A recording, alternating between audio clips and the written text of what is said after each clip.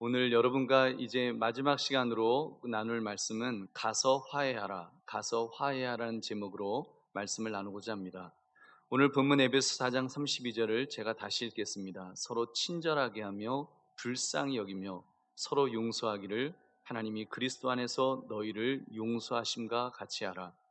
여러분, 서로 용서하기를 너희를 용서하심과 같이 하라 그랬습니다. 우리가 먼저 용서받았으니까 용서하라는 말씀입니다. 1만 달란트 빚을 탕감 받았으니까 100데나리온의 빚 정도는 탕감해 주라는 그런 당연한 마땅한 말씀을 우리 주님 하시는 것입니다. 여러분, 이 말씀은 어떤 의미입니까? 여러분 한번 따라 하시기 바랍니다. 하나님의 용서와 우리의 용서는 직결되어 있다. 여러분, 하나님의 용서와 우리의 용서가 직결되어 있다는 것을 여러분 기억해야 합니다. 분쟁이 일어나서 누군가와 씩씩거리기 시작했을 때 여러분 그냥 두면 안 됩니다. 왜요? 하나님의 용서와 나의 용서가, 우리의 용서가 직결되어 있기 때문입니다. 여러분, 그 용서하자면 안 되는 것입니다. 결국 사람 간의 용서가 안 되면 우리 하나님께서도 우리의 용서를 제고하시겠다고 할 정도로 여러분 얼마나 심각하게 여기시는지요. 그래서 우리는 정말 그런 어떤 그 갈등이 있어서 그런 것들을 가서 화해하라는 주님의 말씀 앞에 우리는 화해할 수 있는 저와 여러분 되시기를 주님의 이름으로 축원합니다. 여러분, 이런 점에서 그 첫 번째로 용서는 감정의 문제가 아닙니다. 용서는 감정의 문제가 아니에요. 여러분, 용서는 의지적인 행동입니다. 용서는요, 하나님께서 우리의 마음을 바꿔달라고, 하나님께 우리의 마음을 바꿔달라고 요청하는 것입니다. 그렇기 때문에 반드시 기도가 필요합니다. 기도해야지요. 나의 마음을 바꿔달라고 그렇게 기도해야 합니다. 여러분, 두 번째, 용서는요, 단순히 잊어버리는 것이 아닙니다. 여러분, 잊는 것은 그냥 수동적인 과정이며 단지 시간이 지나면서 문제가 기억에서 흐릿흐릿해지는 것이죠. 여러분, 어쩌면 우리들의 그 과거 갈등을 대하는 태도가 이런 모습이 아니었을까요? 용서한 것이 아니라 잊어버리려 함으로 관계가 좀 서먹해지고 멀어져 버린 것은 아니겠습니까? 여러분, 이런 점에서 용서는 능동적인 과정이어야 합니다. 의지적으로 선택하고 신중하게 행동 방침을 세워서, 내가 지금 갈등이 있구나, 이런 갈등이 있었구나, 그럼 이거를 어떻게 잘 해결할까? 이 관계를, 이 좀 틀어진 이 관계를 어떻게 해결해 나갈 수 있을까? 여러분, 그것을 살피면서 우리가 그렇게 풀어 나가야 되는 것입니다. 여러분, 그렇다면 어떻게 갈등을 해결할 수 있을까요? 화평케 하는 자, 피스메이커가 될 수 있을까를 여러분 노력해야 되는데, 이런 모습이 곧 하나님의 모습이고 우리가 닮아가야 될 모습이기 때문입니다. 이사야서 43장 25절의 말씀을 제가 읽어보겠습니다. 나는 나를 위하여 내 허물을 도말하는 자니 내 죄를 기억하지 아니하리라. 여러분, 하나님의 말씀이에요. 하나님께서는 내 죄를 기억하지 아니하리라. 여러분, 이게 말이 안 되죠. 하나님은 전지하신 분 아니십니까? 하나님은 전지하신 분이신데, 전능하신 분이신데, 영원하신 분이신데 어떻게 잊어버리실 수가 있을까요? 이 말씀은 기억할 수 없다고 말씀하신 것이 아닙니다. 여러분, 하나님께서 우리의 죄들을 기억하지 않으시겠다고 약속하시는 거예요.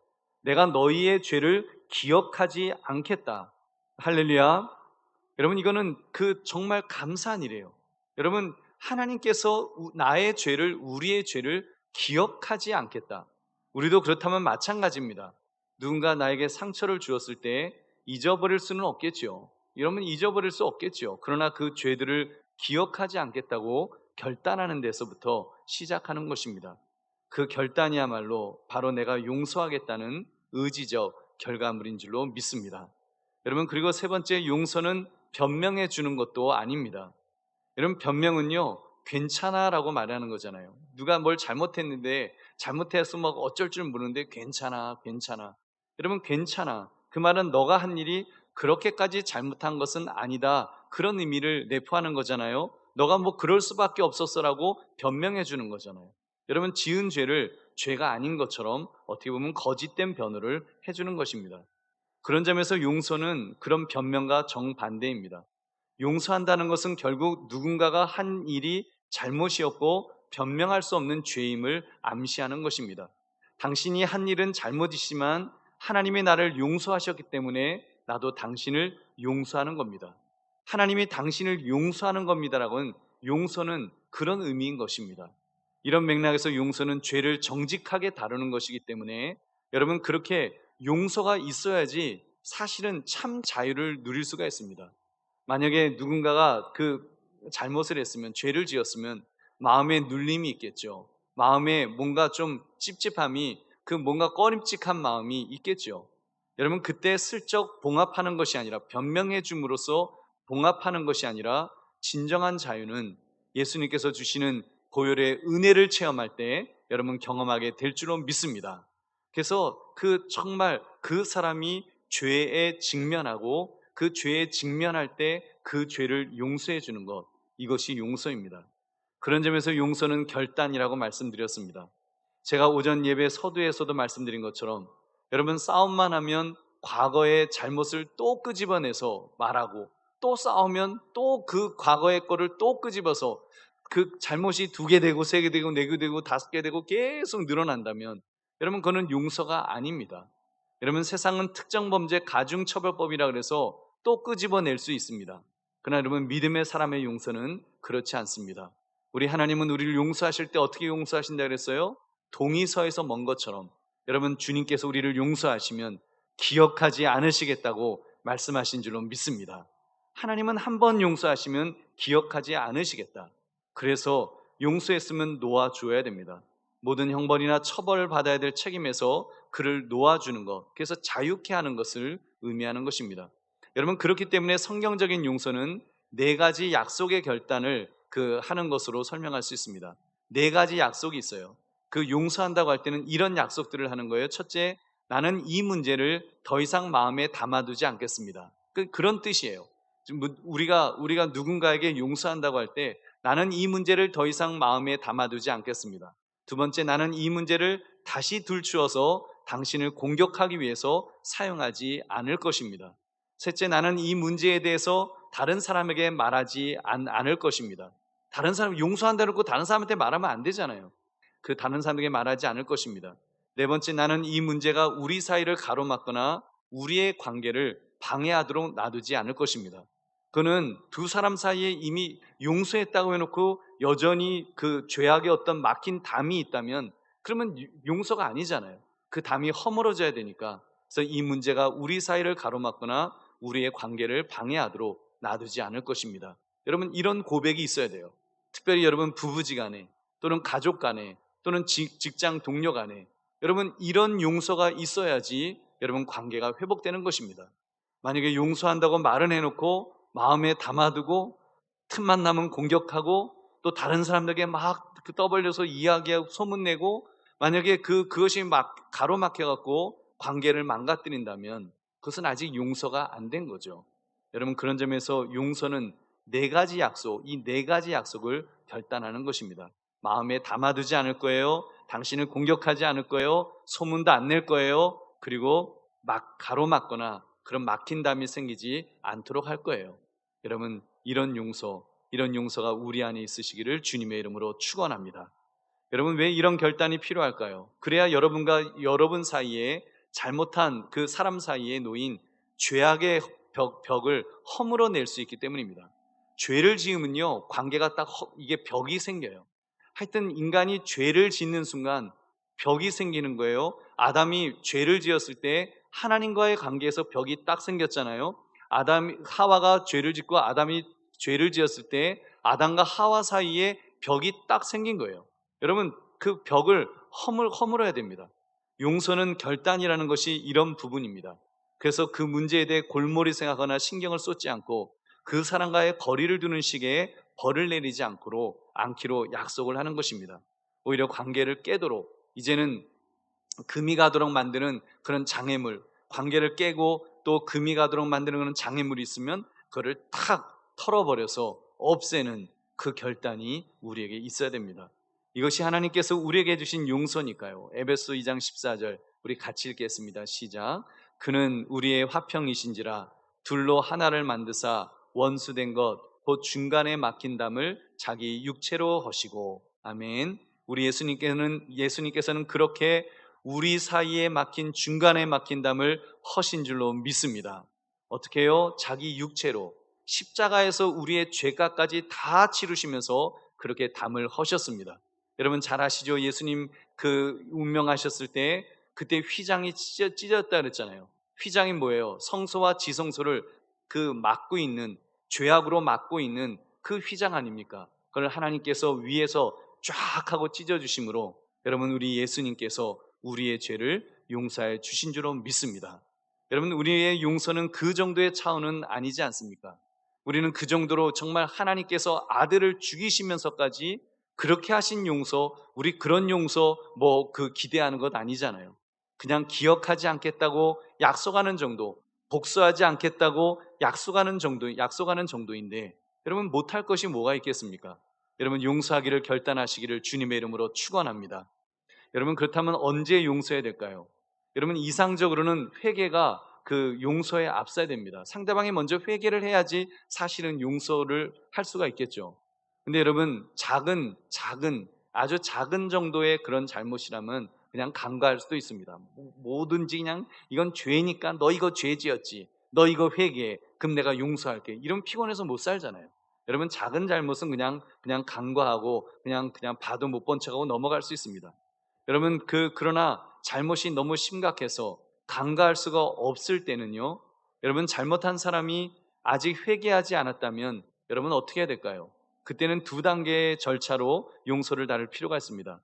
첫 번째 단계는 용서하는 마음을 가지는 것입니다. 일단은 그래도 내가 용서하는 마음은 먼저 가져야 되겠죠.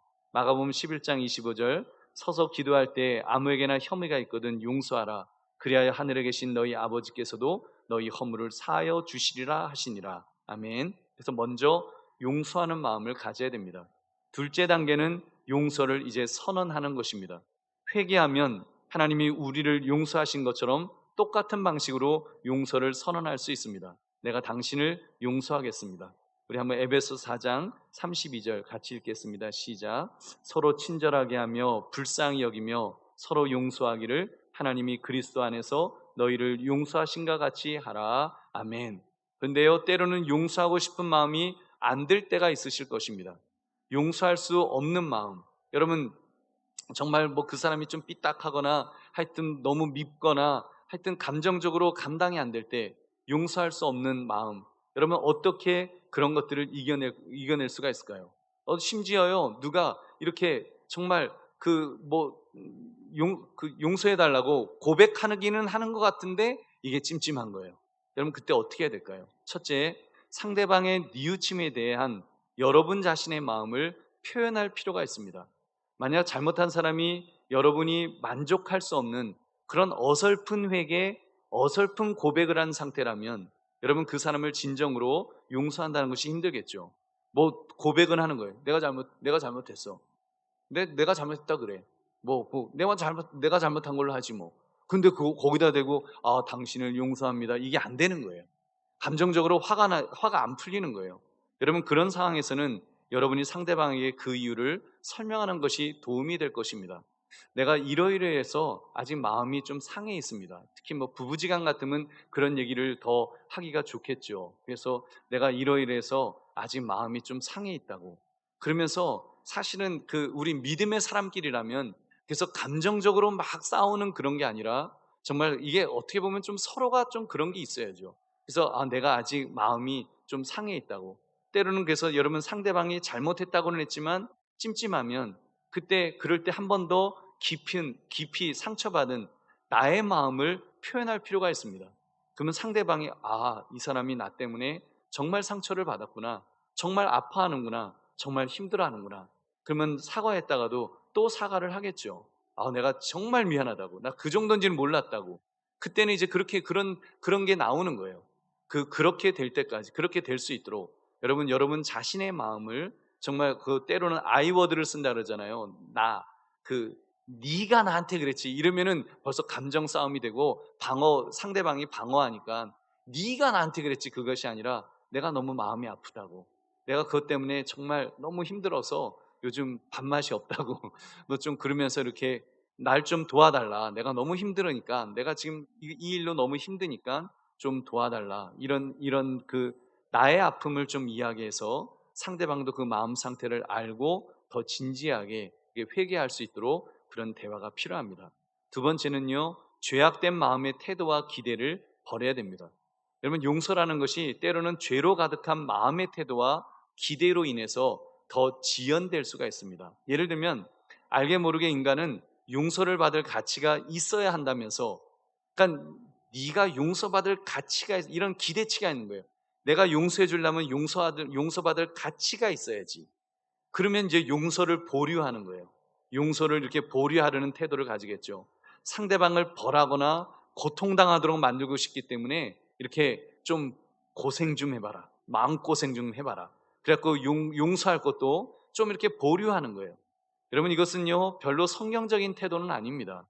왜냐하면 우리 역시도 우리가 뭐 노력해서 하나님의 용서를 얻어낸 것이 아니잖아요. 우리가 하나님 앞에서 뭐 하나님 뭐 하면서 뭐 우리가 뭔가 하나님한테 뭐 막 이렇게 해갖고 그래서 하나님이 그래 그 정도면 내가 용서할게, 너의 공로를 봐서 내가 용서한다, 이렇게 용서하지 않으셨잖아요. 하나님은 우리를 무조건적으로 값없이 선물로 용서하신 줄로 믿습니다. 로마서 6장 23절 같이 읽겠습니다. 시작. 죄의 삭은 사망이요 하나님의 은사는 그리스도 예수 우리 주 안에 있는 영생이니라. 아멘. 여러분, 하나님은 말씀하셨어요. 죄의 삭은 사망이다. 그런데 우리에게 영생을 은사로 주셨다 그랬어요. 여러분, 하나님의 은사는 그 영생이라고. 여러분, 은사가 뭐예요? 은사는 은혜로 거저주는 선물이잖아요. 선물은 거저주는 거잖아요. 선물 무슨 조건으로 주는 게 아니잖아요. 우리는 용서함을 받아서 영생을 선물로까지 그렇게 받았는데 우리가 무슨 권한으로 다른 사람을 용서하는 것을 보류할 수가 있겠습니까? 여러분, 우리는 반드시 죄악된 마음의 태도와 기대를 좀 내려놓아서 버려서 여러분 용서해야 될 때 기쁨으로 용서하시기를 주의 이름으로 축원합니다. 여러분, 그래서 기쁨으로 정말 그 기대치를 좀 내리고 기쁨으로 용서할 수 있어야 됩니다. 세 번째는 나의 들보를 찾아야 됩니다. 당신의 들보를 찾아라. 여러분, 어떤 상황에서는 우리 자신의 죄가 갈등의 원인이 되었을 수도 있습니다. 여러분이 직접 그 분쟁을 일으키지는 않으셨을지라도, 분쟁을 일으키지는 않았더라도 나의 이해 부족일 수 있잖아요. 내가 이해가 부족해서, 또는 내가 부주의해서, 내가 말을 너무 성급해서, 또는 어떤 사랑스러운 태도로 반응하지 않고 뭔가 뻣뻣해서 여러분 그렇게 상황을 악화시킬 수도 있습니다. 그렇게 악화시켰을 수도 있어요. 여러분, 그렇다면 그런 경우는 우리 그러겠죠. 내가 뭐 언제 내가 뭘 했다고, 나 아무것도 한 거 없는데, 나 잘못 없어, 우리 그러잖아요. 여러분, 아닙니다. 자신의 들보를 먼저 찾아야 됩니다. 그래서 내 탓이요 그렇게 고백할 때 여러분 참된 용서가, 참된 화해가 시작될 수 있는 줄로 믿습니다. 네 번째는 하나님은 선을 위해서 일하신다는 것을 인정해야 합니다. 누군가 여러분에게 잘못했을 때 하나님이 주권자이시고 사랑이 깊으신 분이라는 사실을 기억하는 것, 이건 굉장히 큰 도움이 돼요. 여러분, 그 하나님은 선을 위해서 일하신다. 그래서 누군가 나를 괴롭히거나 나를 공격하거나 나의 마음을 상하게 했을 때 막 화가 나죠. 속상하죠. 그리고 내 인생은 왜 이렇게 만남의 복이 없냐고 막 짜증이 나겠죠. 여러분, 그때 하나님은 선을 위해서 일하신다라고 하는 그 마음을 가지는 것입니다. 여러분이 누군가를 용서하기 힘든 시간을 보내고 있다면 하나님이 어떻게 그 잘못을 사용하여 선을 이루실까를 기대해 보는 것입니다. 여러분, 그런 거 해보셨어요? 여러분, 뭐 예를 들면 그런 거예요. 부부싸움 하고 나면 내가 어쩌다가 저런 인간을 만났냐, 그게 아니라 하나님, 또 저런 사람을 만나서 하나님은 뭔가 합력하여 선을 이루어 주실 줄로 믿습니다 하면 여러분 분명히 거기에 은혜가 있을 줄로 믿습니다. 저는 믿어요. 저는 그런 믿음을 갖고 살아갑니다. 여러분이 저한테 어떤 공격을 해보십시오. 여러분, 저한테 어떤 비난을 해보십시오. 저는 그것 때문에 좌절하지 않을 거예요. 저는 그것 때문에 막 상처받고서, 물론 상처는 좀 받겠죠. 그렇지만 그것 때문에 좌절하거나 그것 때문에 나는 하나님이 날 미워하시나 봐, 그러지 않을 것입니다. 저는 신랄 같은 소망을 바라볼 거예요. 그 소망이 뭔가 하면 하나님은 이 일을 통해서도 분명히 합력하여 선을 이루실 것이고 하나님은 분명히 영광 받으실 것입니다. 하나님은 어떤 또 더 좋은 것을 주시려고 이런 고난을 또는 이런 아픔을, 이런 괴로움을 주십니까? 라고 그렇게 질문해 볼 때 여러분 소망을 하나님이 주실 줄로 믿습니다. 여러분 그렇게 근데 사실은 제 인생을 뒤돌아보면 그때 성장하는 거예요. 잘한다 잘한다 잘 될 때 성장하는 게 아니고 힘들 때, 어려운 일이 있을 때, 괴로운 일이 있을 때 사실은 그때 성장하는 거예요. 그때 하나님 바라보고 그때 하나님 의지하는 거예요. 말은 하나님 바라보고 하나님 의지한다고 하지만 여러분 정말로 하나님을 꽉 하고 붙잡을 때는 어려울 때인 줄로 믿습니다. 정말 어려울 때 그때는 막 하나님 안 붙잡을 수가 없잖아요. 그러니까 그때도 하나님께서 우리에게 더 큰 은혜를 주시는 것입니다. 자, 여러분 낙심하지 마시고 좌절하지 마시고 환경에 상관없이 늘 하나님 바라보시며 소망을 품으시기를 주님의 이름으로 축원합니다. 다섯째는 하나님의 용서를 기억해야 합니다. 용서할 수 없는 마음의 태도를 극복할 때에 가장 중요한 단계들 중 하나는 하나님이 얼마만큼 용서해 주셨는지를 주목하는 것입니다. 자비를 베풀지 못했던 종의 비유는 이런 원리를 생생하게 설명해 줍니다. 1만 달란트 탕감을 받은 종이 그랬잖아요. 100데나리온 그 빚진 자에게 어떻게 행동했다는 비유였습니까? 용서하지 않았다는 거예요. 우리 사랑하는 성도님들, 그런 점에서 내 마음속에 누군가를 용서하는 마음이 없다면 기억합시다. 하나님이 나에게 탕감해 주신 그 빚을 생각해낸다면 용서 못할 죄가 없는 줄로 믿습니다. 여러분 정말 하나님이 나에게 주신 탕감해 주신 빚, 아들을 십자가에서 죽이시면서까지 탕감해 주신 그 빚, 여러분 그 빚을 생각하면 여러분 용서받지 못할 것이 없습니다. 용서하지 못할 것이 없습니다. 그러므로 용서하시기를 주님의 이름으로 축원합니다. 여섯째는 하나님의 힘을 의지해야 됩니다. 다른 무엇보다도 참 용서는 하나님의 은혜에 달려 있다는 것을 기억하게 합니다. 여러분이 혼자 힘으로 다른 사람을 용서하려고 한다면 여러분은 오랜 계속되는 그 무익한 싸움을 싸워야 될 것입니다. 여러분이 하나님께 마음을 바꾸어 달라고 구하고 하나님의 은혜를 지속적으로 의지한다면 여러분 용서해 줄 수 있습니다. 용서할 마음을 하나님이 주시는 거예요. 여러분 내 의지로 내 힘으로 내 어떤 것으로 막 내가 용서해야지 이러면요 이빨만 아파요. 이 악무느라고 이빨만 아픈데 그때 여러분 하나님의 평강이 저의 마음과 생각을 지켜주시옵소서. 그래서 하나님의 평강이 마음을 생각을 지켜주시면 여러분 그때는 하나님이 힘을 주셔서 용서할 수 있게 될 줄로 믿습니다. 그렇다면 구체적으로 어떻게 용서할 수 있을까요? 용서는요 하나의 사건이면서 또한 과정입니다. 한 사건으로 용서가 딱 끝나는 게 아니라 사실은 과정이에요. 이게 계속 이어가는 거예요. 그렇기 때문에 여러분과 여러분에게 그 잘못한 사람 사이에 있는 벽을 이제 허물어야 하는 거예요. 장애물을 무너뜨린 후에는 여러분 그냥 용서라는 게요 이렇게 담이 있어요. 그럼 그거 확 하고 무너뜨렸다고 해서 여러분 이게 딱 무너졌다고 해서 관계가 회복돼요? 아니에요. 여러분 이미 거기에 잔해가 무너진 벽이 거기에 막 그 장애물들이 잔뜩 있는 거예요. 그럼 그것들 잔해를 청소하고 수리하고 이제 뭔가 돌봐야 돼요. 그래서 망가졌던 그 관계를 다시 하나하나 이제 이렇게 다시 정상으로 만들어 가야 됩니다. 그것을 성경은요 화해라고 말합니다. 화해는 적개심과 분리를 화평과 우애로 대체하는 것을 의미합니다. 적개심을 가지고 막 분리됐던 거를 이제는 화평과 우애로 대체하는 것. 적개심을 화해로 그 화평, 우애로 그 어떤 사랑하는 마음으로 대체시키는 그런 그 노력이 있어야 됩니다. 마태복음 5장 24절 예물을 제단 앞에 두고 먼저 가서 형제와 화목하고 그 후에 와서 예물을 드리라. 이렇게 화해는 구체적으로 바꾸는 것입니다. 화해했다고 그 사람이 나와 가장 가까운 사람이 되는 것은 아니에요. 그렇지만 그 안에서 이전의 상태로 돌아가야죠. 이전의 상태로 돌아갈 수 있도록 그러기 위해서 노력해야 되는 것입니다.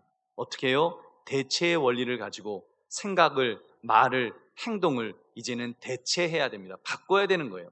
첫째, 생각으로 여러분 노력합시다. 생각으로 당신을 용서합니다라고 말했다고 다 해결되는 것은 아니라고 그랬습니다. 여러분 앙금이 남아있어요.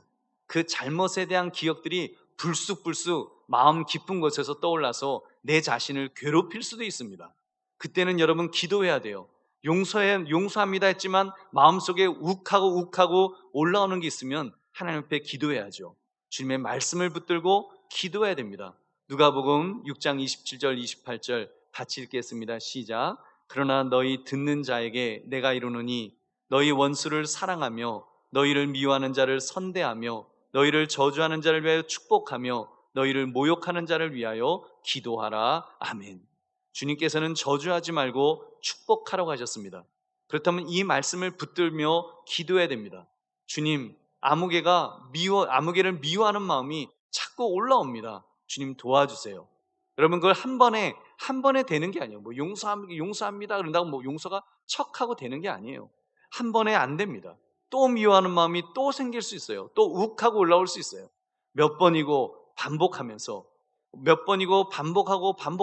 또 그러면 하나님 붙들고 또 기도하고 하나님 저의 마음을 바꾸어 주세요. 저의 생각을 바꾸어 주세요. 그러다 보면 어느 순간이 되면 하나님께서 나의 생각을 바꾸어 주실 줄로 믿습니다. 여러분, 그런 은혜를 체험하시기를 주님의 이름으로 축원합니다. 그렇게 생각으로 노력하고 둘째는 말로 노력해야 됩니다. 조금 전 누가복음 6장 27절 28절 말씀처럼 너희를 미워하는 자를 선대하며 너희를 저주하는 자를 위하여 축복하라 그랬습니다. 여러분에게 잘못한 사람에 관하여 이야기할 기회가 있을 때 여러분 좀 아무개가 당신 뭐 욕하고 뭐 어쩌고 막 그랬대, 그런 얘기를 딱 들었을 때 여러분 긍정적으로 표현하라는 거예요. 그때 아무개가 들으면 솔직히 화나잖아요. 나 가만히 있는 나를 건드렸으니까. 그러면 아니 지는 얼마나 나쁜 인간인데 하면서 막 욕이 막 나오잖아요. 여러분, 그때 그렇게 말하는 것이 아니라 그의 장점을 이야기하는 것입니다. 지금까지 해온 일들에 대해 감사를 표하십시오. 결점보다 그 결점을 만회할 만한 그 사람의 긍정적인 어떤 장점, 그런 것들을 한번 초점을 맞춰 보십시오. 여러분, 그러다 보면 당사자를 직접 만났을 때도 칭찬하고 감사하고 격려하게 될 것입니다. 여러분, 그 정도만 되면 그 정도만 되면 거의 다 해결이 되겠죠. 여러분, 그렇게 말로도 노력할 수 있기를 주님의 이름으로 축원합니다. 여러분, 좀 속상하더라도 그렇게 입술로도 그렇게 노력하라는 거예요. 여러분, 그 생각으로 노력할 뿐만 아니라 말로도 그렇게 노력을 해야 됩니다. 그리고 행동으로 노력해야 됩니다. 진정 화해하려면 행동에도 대체의 원리를 적용해야 됩니다. 요한일서 3장 18절 같이 읽겠습니다. 시작.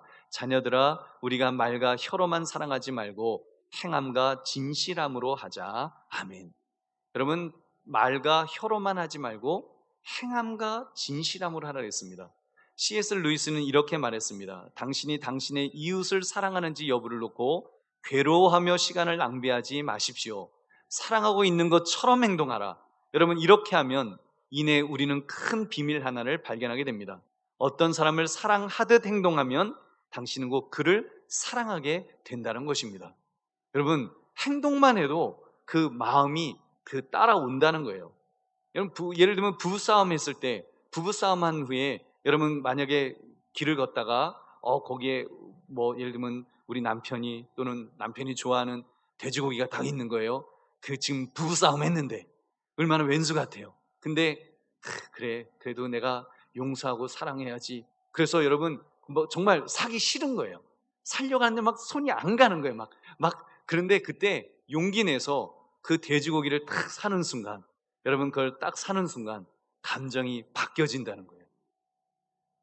그 왼수 같은 인간이 막 맛있게 먹을 그 생각을 하면서 오히려 마음이 피식하고 웃음이 나오면서 에휴, 그냥 어린애 같은 인간, 그러면서 그냥 그 용서하는 마음이 저절로 생길 수 있다는 거예요. 근데 만약에 행동으로 옮기지 않고 그거를 그대로 그냥 못해 하면 여러분 다음 단계로 못 나가는 거예요. 근데 그때 내가 그렇게 행동으로 옮기면 여러분 마음이 바뀐다는 사실입니다. 여러분, 그런 점에서 용기 내시기를 주의 이름으로 축원합니다. 그리고 꼭 이런 갈등 상황이 아니더라도 협상해야 될 일이 생길 수가 있습니다. 여러분, 예를 들면 우리 교회 한남 상구역 조합 간에 이 협상 상황 같은 것도 있습니다. 여러분, 이때 태도가 중요합니다. 이 태도가 경쟁적인 태도로 갈 것이냐 아니면 협력적인 협상을 할 것인가. 경쟁적인 협상이냐, 협력적인 협상이냐. 여러분 감사하게도 제가 볼 때 우리 한남 상구역과 교회 간에는 협력적인 그런 협상으로 갈 것이라고 저는 확신합니다. 그런 느낌이 들고 또 교회도 이런 점에서 또 자꾸 자신을 돌아봐야 됩니다. 너무 욕심에 사로잡히지 않도록, 그리고 조합도 교회가 억울한 일을 당하지 않도록 배려하는 협력적인 이런 협상의 마음을 가지면은 여러분 하나님께서 또 좋은 길을 결과물을 내어 주실 줄로 믿습니다. 여러분 또 그 정도가 된다면 우리 주변에 일어나는 문제들은 완만하게 해결이 되겠죠. 그래서 여러분 경쟁적인 협상이 아니라 협력적인 협상으로, 그러면 여러분 사실 뭐 층간 소음 문제라든지 또는 뭐 주차장 그 주차 자리를 놓고 막 이웃과 싸우는 문제, 이런 것들도 삶의 문제도 잘 해결될 수 있을 것입니다. 그리고 마지막으로 갈등을 해결하기 위해서 나의 태도를 점검하는 것이 중요합니다. 여러분 상대방의 마음이 내 마음 같지 않을 때가 있습니다. 상대방이 완고한 태도를 보이거나 방어적이 되거나 화해하려는 노력을 하지 않을 때 방법이 없다고 생각될 것입니다. 그럼 실망해서 그냥 아예 될 대로 되라, 아예 난 몰라, 여러분 그러는 것이 아니라, 여러분 그러다가 뭐 나중에는 그러겠죠. 될 대로 되라 하다가 이제는 이에는 이, 뭐 칼에는 칼, 그러면서 이제 복수할 거야, 뭐 이런 마음도 가질 수 있어요. 여러분 나도 악하게 대해야지 하는 마음이 생길 때, 그러면 서로 망하게 되는 거예요. 여러분 정말 협력하지 않으면 소망이 없어지는 것입니다. 이때 믿음의 사람은 선으로 악을 이기라는 거예요. 우리 믿음의 사람만이라도 이 세상이, 우리 오늘 6.25잖아요. 어제가 6.25였잖아요. 여러분 정말 이런 전쟁 이런 속에서도 우리가 생각해야 될 것은, 우리는 뭐 물론 적이 쳐들어오면 우리도 뭐 탱크로 비행기로 뭐 맞서야죠. 대포로 맞서야죠. 뭐 그때 뭐 무조건 뭐 당해야 된다 이 소리는 아닙니다. 그러나 적어도 우리의 마음이 선으로 악을 이기려고 하는, 여러분 그런 마음이 우리에게 있어야 될 줄은 믿습니다. 로마서 12장 21절 같이 읽겠습니다. 시작. 악에게 지지 말고 선으로 악을 이기라. 아멘. 여러분께서 인류가 그래도 소망이 있는 것은, 그런 전쟁이 일어나고 그럴 때마다 저는 그렇게 생각해요. 악에게 지지 말고 선으로 악을 이기라, 이런 말씀처럼 그래도 크리스찬들이 뭔가 인간이 이렇게 살면 안 돼요, 이렇게 살면 안 돼요 하니까 뭔가 전쟁에서도 자꾸 뭔가 규제를 하려고 하잖아요. 전쟁에서도 대량살상 무기는 쓰면 안 됩니다, 뭐 이런 무기는 쓰면 안 됩니다, 제네바 협정에 의해서 포로는 이렇게 해줘야 됩니다. 그런 뭔가 악을 악으로 이기려는 것이 아니라 악을 선으로 이기려고 하는, 여러분 그런 몸부림이 우리 인류에게 있습니다. 그래서 인류가 소망이 있는 줄로 믿습니다. 여러분 그런 것들에 가장 영향력을 끼치는 사람들이, 저는 그래도 예수 믿는 사람, 그래도 성경을 붙드는 사람, 기독교적인 그런 세상을 보는 그런 사람들로 인해서 여러분 이 세상이 그렇게 더 좋아질 줄로 믿습니다. 그렇게 될 줄로 믿습니다. 그러면 그러기 위해서 구체적으로 어떻게 해야 될까요? 첫째로 혀를 잘 다스려야 됩니다. 아까 말로 노력해야 한다고 말씀한 것처럼 혀를 잘 다스려야 됩니다. 분쟁이 격렬해질수록 여러분 혀를 다스리는 것은 더욱 중요합니다. 사실 갈등이 일어나게 되면 막 이제 말이 거칠어지잖아요. 험담이 나오고 중상을 하게 되고, 또 말도 함부로 인격적으로 그냥 이거는 그 어떤 사실하고 상관없이 그냥 인격적인 공격이라든지 그런 말들을 하고 싶은 유혹을 받습니다. 여러분 그렇지 않습니까? 아무개가 당신 나쁜 사람이래, 그러면 욱하면서 나오는 말이, 아니 자기는 더 나쁘면서, 이런 말이 그냥 나오는 거예요. 결국 그런 거친 말이나 험담이 이제 문제를 더 악화시킬 것입니다. 그렇기 때문에 상대방이 여러분에 대해 악이 있는 말을 하더라도 같은 악의적인 방법으로 반응해서는 안 됩니다. 대신 최선을 다하여 진실하고 도움이 되는 것만을 얘기하려고 노력해야 합니다. 우리 베드로전서 3장 9절 같이 읽겠습니다. 시작. 악을 악으로 욕을 욕으로 갚지 말고 도리어 복을 빌라. 이를 위하여 너희가 부르심을 받았으니 이는 복을 이어받게 하려 하심이라. 아멘. 어떻게 하라고요? 악을 악으로 갚지 말고 도리어 복을 빌라. 여러분 이것이 예수 믿는 사람의 여러분 그 혀를 다스리는 모습인 줄로 믿습니다. 로마서 12장 14절도 너희를 박해하는 자를 축복하라. 축복하고 저주하지 말라. 여러분 이렇게만 해도 더 이상 갈등이 악화되지 않을 것입니다. 대화 협상을 위해 새로운 기회가 열리게 될 줄로 믿습니다. 두 번째, 경건한 조언자를 찾아야 됩니다. 혼자 아까 싸우기는 힘듭니다. 내 마음을 지키기도 어렵습니다. 그때 여러분을 격려해주고 성경적으로 조언해줄 수 있는 그런 사람을 찾는 것은 중요합니다. 그 사람이 여러분을 위해서 기도해 줄 것입니다. 조언해 줄 것입니다. 그런 사람을 찾으십시오.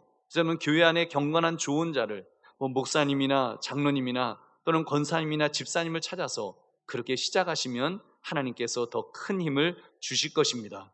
그리고 여러분 기억하십시오. 내가 그런 사람이 되어야 되겠다. 정말 우리 인생 이제 얼마 남지 않았잖아요.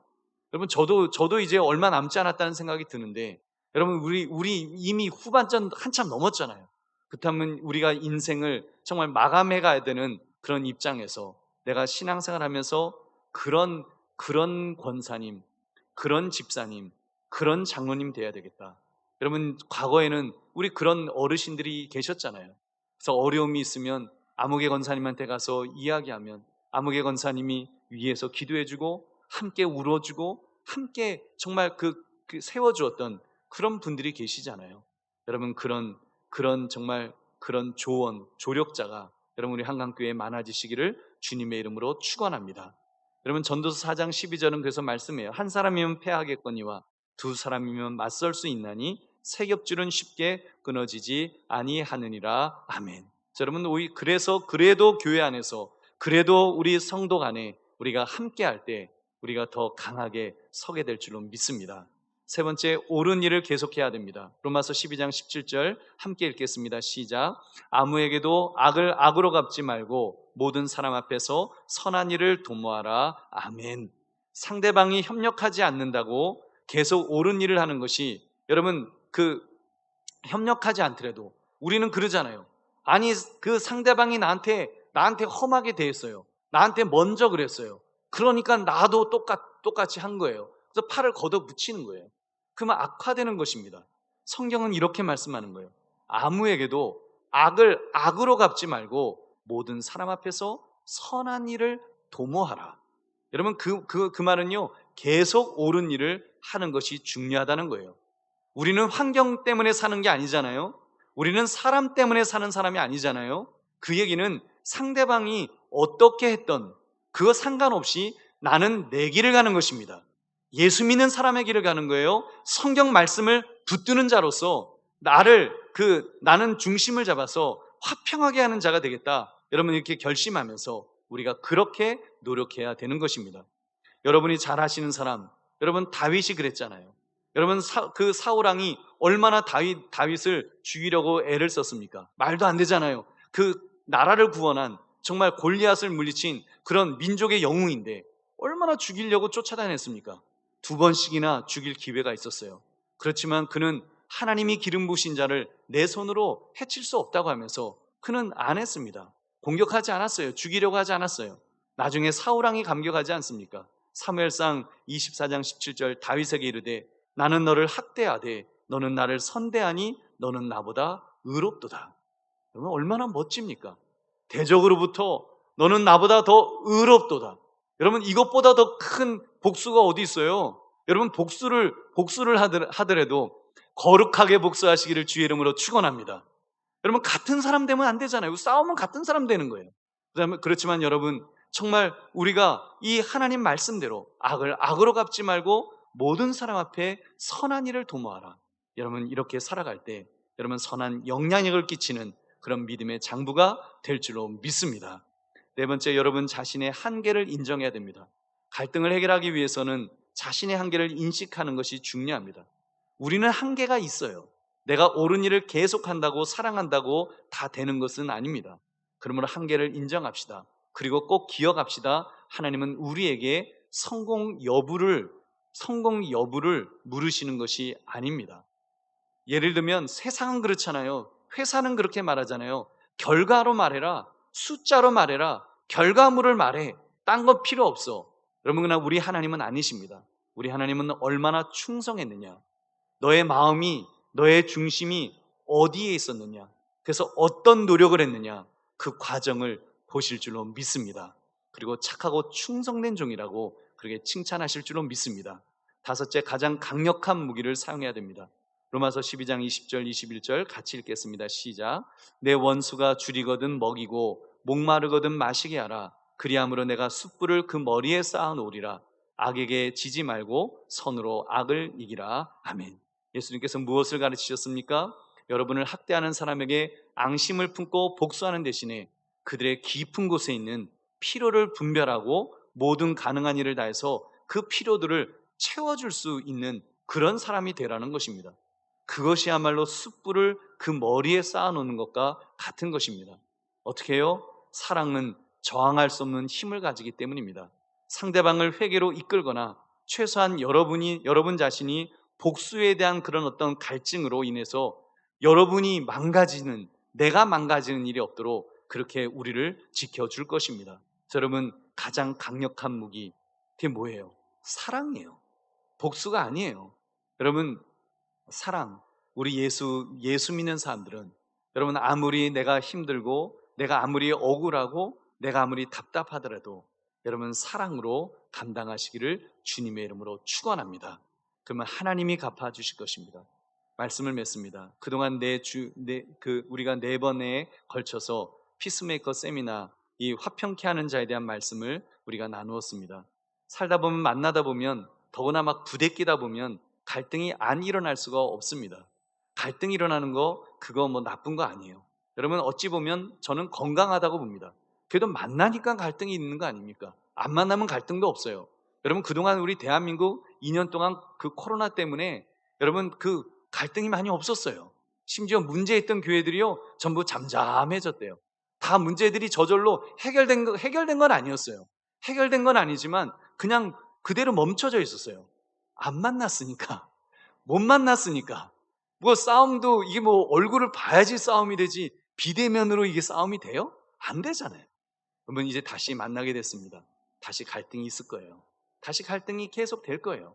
여러분, 그것 때문에 뭐 너무 스트레스 받지 마시고 그냥 그러려니, 우리가 살다 보니까 갈등이 있는 거고, 그리고 갈등은 오히려 갈등을 통해서 하나님을 화평케 하는 자로서 어떻게 그 화평케 하는 자로서 어떻게 하면 하나님을 영화롭게 해드릴까?